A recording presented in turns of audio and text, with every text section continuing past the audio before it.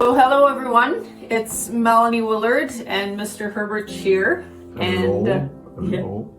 Yeah, it's been a while since he's been here, and he was actually mentioning to me that he was wanting to connect with you guys and just share a few stories that haven't necessarily been shared in other videos, but that are in the book, or his book. There were 3 different stories he wanted to share with you today. We went into a forest to cut trees, and we had no place to sleep there. So the first night, before we could sleep in the forest, we went to a village and only into the first house. The mother of the house was about 40 years old, and she had a daughter, very pretty daughter, who had tuberculosis, and her 2 little twins were sitting on the piechko, like a stove in Russia called piechko. It's all made up with bricks, and they were in very bad shape. We slept the night there because there were thousands of mosquitoes in the forest, so we were better into this house. And in the morning we sat together and ate our piece of bread and our water soup, and the mother of the house was there too. And then the door opened and a very old lady came in, and she bowed deeply, and then she went on her knees and walked right to me, to the front, and she showed me she wants only that much from my bread. And the mother of the house said, "No, grandmother, you cannot have that, you cannot ask that, because these people have a hard work to do in the forest and they haven't got enough to eat for themselves." And she was really, the tears were running down on the old lady's face. And she said, she nodded, and then she went up, turned around, and went on her knees right to the door, and on the door she went up and turned around to us and bowed again, and she went out. And so we continued our little rest we had in the morning. And then an old man came in, did exactly the same with his white long beard. He asked us for a little bit of bread. And the mother of the house said the same as before. And the old man went out. Now that was so sad that it bugs me still today. Yeah. You know that because Stalin said, we are building up a workers' paradise. Now, is this a workers' paradise where old people have to beg for bread, a little, very little piece of bread? That was really shocking for us, you know. It never goes out of my head, you know, what really poverty is. Yeah. And Stalin, he enslaved the working class. And that's what he did. They were all slaves, and poor slaves that didn't have even a little bit bread to eat in the morning. It was really terrible.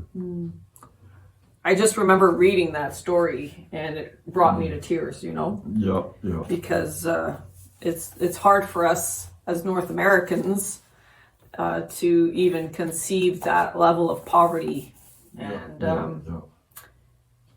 it was heartbreaking. And one day we received a little bit soap. It was maybe 5 gram, 10 gram soap. The only time in the 4.5 years we received soap. But I did it without soap for so long. And then I thought, what could I do with the soap? And I left our workplace in the forest and walked to the same house where my story came from. And I offered this mother of the house there that little bit of soap. And I said, if you can give me only half a cup of milk or for it, but she gave me milk, but there was no fat in the milk, because in the Soviet Union you could have only one cow, otherwise you were a capitalist and a criminal. And you could milk the cow, yes, but you had to deliver the cream to the political police of the village. Now, that kills me, really. Now, how can they do something like this, and how could people live in a land like this and be happy? It was impossible. These things, we couldn't understand it. Yeah. And she gave me a little bit of that blue water, and I drank it down, and that moment the political police entered the house and asked me what I'm doing. And I said I had a little bit soap and I got a little bit of milk for it. And he said, and why is he said then to the mother of the house, and why is your daughter not working? She was in a bed. And she says, Master, she cannot work, she has tuberculosis. And the young woman, she lost her boyfriend in the war too. So 2 men in the house were gone. Now they said, you are going outside and you go back to work. And she said, Master, I cannot work. And he took the girl out of the bed and opened the door with his foot and threw her out. What? Yeah, that's what he did. He did that. So, hell could not be worse than this land. Wow. Cannot be. It was, that Russia I saw was a hell, really. The injustice was unbelievable. Yeah, unbelievable. And now I want to tell you a story from my voyage to Siberia.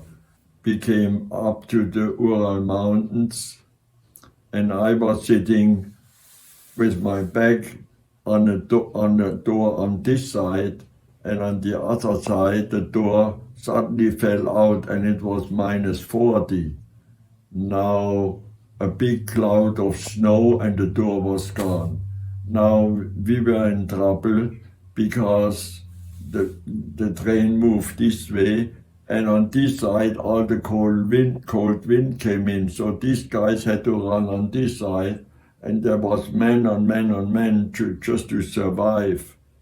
And then the train stopped somewhere, and a drunken soldier came in with an iron bar that long.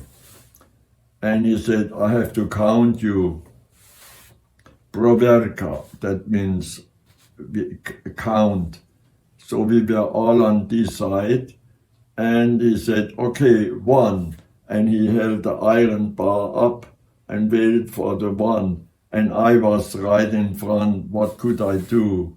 And I decided to do this thing. I went down on my 4 legs with my hands and ran like a dog past him, very near to him, so that he could, then with all his alcohol in his head, he couldn't hit me, and I was on the other side in the corner, and he started to laugh, and he really laughed and said, you are a fantastic guy, you made me laugh. But then the second guy would say, wow, he said, there's 2, come on. And there a little man came forward and he hit him with this iron bar, and he went down and died. Then nobody came forward. So he took his bar and leaned it on the side of the car, and then the people started to move, and so he could count them. I never forget the voyage to Siberia, really, because it was really something. We had almost nothing to eat and nothing to drink. In the Ural Mountains, we got some water out of a locomotive, and I found it was better than the best chicken soup. And I thought, if I ever come home, I just boil water and drink it. It was so nice, because we had not a drop to drink for days. Believe me, it was really something we could hardly survive, you know. It was very, very tough. There is a third story I want to share. Up in that little village where these old people were coming packing, and there were wood pieces that were too hard for us to pull, and we had a little horse with us, and they put him on this big tree to pull it out of the forest, and this police, the political police guy came and said, "Come on, I will do that with a horse." And he took a stick and beat this little horse, but the little horse was not able to move that tree even an inch. And he beat him and beat him and beat him, and until the horse screamed. And so even the horses didn't have it better in the Soviet Union. They had no food for him. We brought him to the brook so he could at least drink some water. And this guy is such a pest. The men and animals he beat up and threw him around and threatened him. Well, and the same guy, one day we had to cut wood somewhere, and he came at 12 o'clock, and we sat down for half an hour, not something to eat, there was nothing to eat. And he said, "Почему не работать? Why do you don't work?" And I said, "It's 12 o'clock, we rest. Get up." I said, "No, we are not getting up, we are having our rest now." And he pulled me up and he held me a pistol right on the head, and he cooked the hammer. And well, I wouldn't lose much. I would lose a horrible time, but he didn't pull the trigger.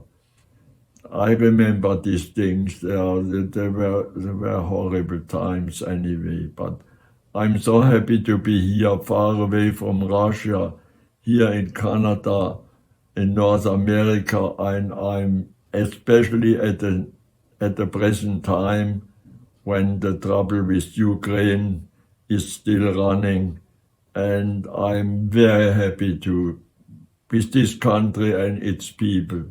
I am very happy here, I can say that. Okay. So those were 3 stories you felt to share today. Yeah. From your book. And it's an excellent read. It's extremely sobering, and especially for the times we're living in, I think we don't always appreciate all that we have, and our health, first of all, is something we often take for granted until it's taken from us, and just all the goodness that surrounds us, you know, not to take it for granted. And there was one thing in over the last few weeks, like sometimes you'll mention that those stories just replay in your head over and over and over as you sit here alone. Yeah. And you mentioned, you know, that you force yourself to get up and think positive thoughts. Otherwise, you just kind of drown in those thoughts. Yeah, that is true. That I tried very much over the last tens of years, long time in my life, to get rid of this, to forget it. Yes, I forget it sometimes. Let's say I go shopping, I concentrate on shopping, but then when I'm at home, especially when I'm alone, I'm right back into a bottle or in Siberia. And then I said, what am I doing?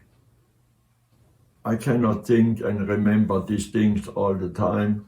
So I tell myself to get up and get going and make me a coffee and make me something to eat, or go somewhere else and do my job. And I have to force myself, sometimes to go back to normal life, not to these things which I had to go through. And it works. It works. We have two persons in our body. One is the part which remembers the bad things, and the other one is the part who says, forget it, you have more to do than just to remember all the time. But I tell you, it is very difficult for me to. But then I have very good friends, and so, as soon as I meet one of these friends, it's okay. I feel okay and I feel good. And then my belief in God gives me strength to go on and to look at the better side of life, I'm a happy person. I'm not dwelling on it too much, One of my favorite verses says, I would have despaired unless I believed I would see the goodness of God in the land of the living. Yeah, that is absolutely true for both of us. Honestly, if we don't believe that there's going to be a better day, or that things will turn around, or that there's something left for us to live for, we despair. We lose hope. Yeah.